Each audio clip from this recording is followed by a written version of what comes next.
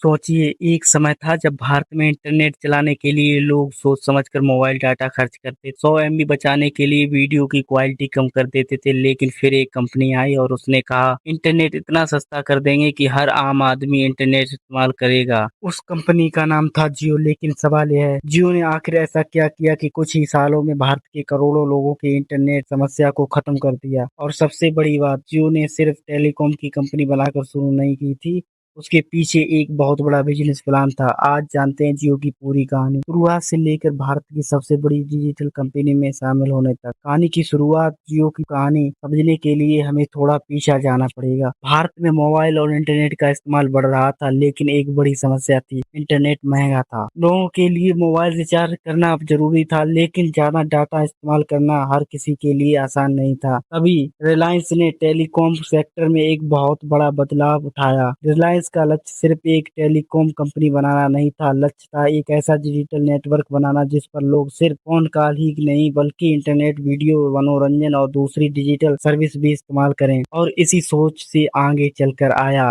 रिलायंस जियो। 2016 में जियो ने कॉमलेस और तौर पर कंपनी सर्विस शुरू की, लेकिन जियो की एंट्री बाकी कंपनियों जैसी नहीं थी। जियो ने सिर्फ शुरुआत में लोगों को बहुत ज्यादा डाटा और कॉलिंग प्रेफरेंस दिए, और सबसे बड़ी बात, कॉलिंग को लगभग फ्री कर दिया गया।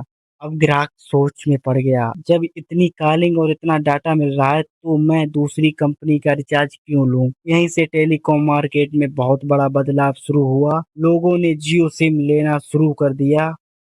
जियो के लिए यह सिर्फ कस्टमर बढ़ने की बात नहीं थी, यह था लोगों की आदत बदलने का खेल। सबसे बड़ा हथियार, सस्ता इंटरनेट। अब सोचिए, अगर किसी चीज की कीमत अचानक बहुत कम हो जाए तो क्या होगा? उसका इस्तेमाल बढ़ जाता है। यही जियो ने इंटरनेट के साथ किया। पहले लोग सोचते थे इतना डाटा खर्च हो जाएगा, लेकिन जियो के आने के बाद लोगों ने सोचना बंद कर दिया।